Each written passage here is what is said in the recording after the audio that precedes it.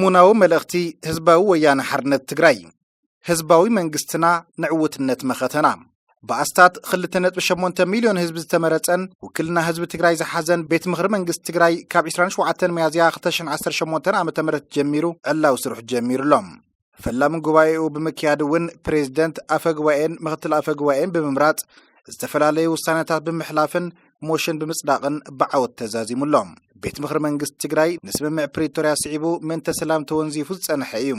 ስርዓት ብልጽግና ንስምምዕ ፕሪቶሪያ ሙሉእ ብምሉእ ስለዘፍረሶ ድማ እቲ ተወንዚፉ ዝጸንሐ ቤት ምኽሪ ህዝቢ ትግራይ ናብ ስርሑ ክምለስ ግድን ስለዝኾነ ብዕሊ ተመሊሱ ስርሑ ጀሚሩሎም ቤት ምኽሪ መንግስት ትግራይ ከምቶም ካልኦት ትካላት ህዝቢ ትግራይ ህልውኑ ከብቅዕድ ንኽብተንን ብውሽጥን ደገን ዝተዋደደ ወፍሪ ክካየደሉ ዝጸንሐ እዩ እቲ ሕዚ ኣብ ደንበ ጸላኢ ተዓሲቡ ዝርከብ ብሄራዊ ክሕደት ዝፈጸመ ጉጅለ ንቤት ምኽሪ ንምፍራስ ዘይፈንቀሎ እምኒ የለን ካብዛ ሓሊፉ እውን ዓቕሚ ትግራይ ክበታተን ጸግዒ ጸላኢ ኮይኑ ህዝቢ ትግራይ ብመሰረት ስምምዕ ፕሪቶሪያ ሉዓላውነተይ ይመለስ ሞትን ስቃይን የብቅዕ ውሑስ ብዝኾነ መንገዲ ናብ መረበተይ ክምለስ ይገበር ተሓታትነት ጀኖሳይድ ይረጋገጽ እንትብል ደላይ ኩናት ዝብል ሽምና ተለጠፈ ኣፍ ልጓም ክብል ይጸኒሑ እዚ ድማ ነቲ ህዝቢ ትግራይ ከም ህዝቢ ንምጽናት ብትልሚ ዝሰርሕ ዘሎ ስርዓት ብልጽግና ምቹው ኩነታት ዝፈጠረን ኩነታት ህዝቢ ትግራይ ድማ ካብ ዝገደደ ናብ ዝበኣሰ ዘንቆልቆለሉ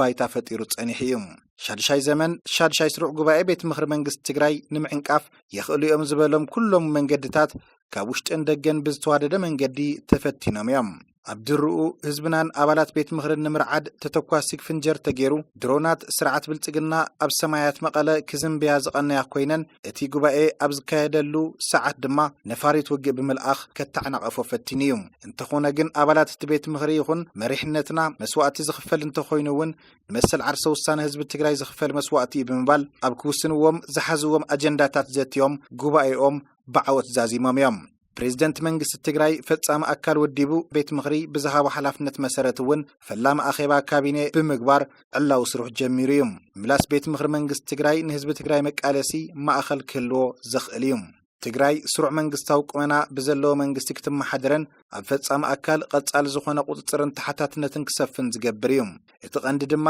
ዓቕምታት ትግራይ ብምውዳብ ብሄራዊ ትካላት ህዝቢ ትግራይ ነቲ ከም ህዝቢ ገጢሙና ዘሎ ሓደጋ ዝምጥን ቁመናን ምውዳድን ፈጢረን ክሰርሐ ዝኽእል እዩ ብሓፈሻ ድማ እቲ ብዝተዋደደ መንገዲ ክብተን ክስርሐሉ ዝጸንሐ ዓቕምታት ትግራይ ክእከብ ንዝመፁ ብድሆታት ክምክት ዘኽእል ዓቕሚ ዝፈጥር እዩ በዚ እውን ሉዓላዊ ወሰን ትግራይ ክኽበር ኣብ ትሕቲ ወረርቲ ዝቕተሉን ዝግፍዑን ዘለዉ ወገናትና ሓራ ክወፁ ዝተመዛበሉን ዝተሰደዱን ወገናትና ናብ መረበቶም ክምለሱ ተሓታትነት ፈጸምቲ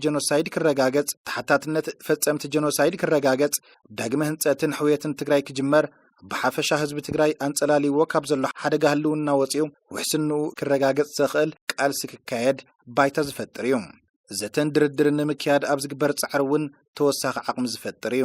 መላእ ህዝቢ ትግራይ ንሰላም ካብ ዘለካ ባህጊ ስምምዕ ፕሪቶሪያ ክፍጸም ብዓቕልን ትዕግስትን ክትሓትት ጸኒሕኻ ኢኻ እንተኾነ ግን ስርዓት ብልጽግና ነቲ ስምምዕ ከም ካሊእ መልክዕ ጀኖሳይድ እናተጠቐመሉ ብምጽናሕ ሕዚ ድማ ጠቕሊሉ ኣፍሪስዎሎም ሕዚ እውን ከም ቀደምካ ነተን ጸላሊካ ዘሎ ሓደጋ ህልውና ንምውሓስ ኣብ ጎኒ መንግስትኻን መሪሕ ውድብኻ ህወሓትን ዓሲልካ ውሳነ ተራኻ ከም እትዋጻእ ኣየጠራጥርን ነቶም ዓቕሚ ፈጢርካ ካብዛ ሓደጋ ከይትወፅእ ብቐጻሊ ኣብ ሓድነትካን ውዳበታትካን ትኹረት ብምግባር ዝግበሩ ዘለዉ ናይ ውሽጥን ደገን ወፍርታት ካብ ዝኾነ ይኹን እዋን ንላዕሊ ብምቅላስ ነቲ ዘይተርፍ ዓወትካ ዘቀላጥፍ ቃልሲ ክትገብር ይግባእ ምምላስ ተወንዚፉ ዝጸንሐ ቤት ምኽሪ መንግስቲ ትግራይ ምስ ኩናትን ወረኹናትን ፍጹም ዘተኣሳስር የብሉን ህዝቢ ትግራይን መሪሕ ውድቡ ህወሓትን ሕዚ እውን ቅዋሞም ኩሎም መፈላለያት ብዘተን ድርድርን ክፍትሑ ኣለዎም ዝብል እዩ ካብዛ ሓሊፉ ብህዝቢ ዝተመረጸ መንግስቲ ናብ ስርሖ ምምላስ ብዝኾነ ይኹን መልክዕ መንቀሊ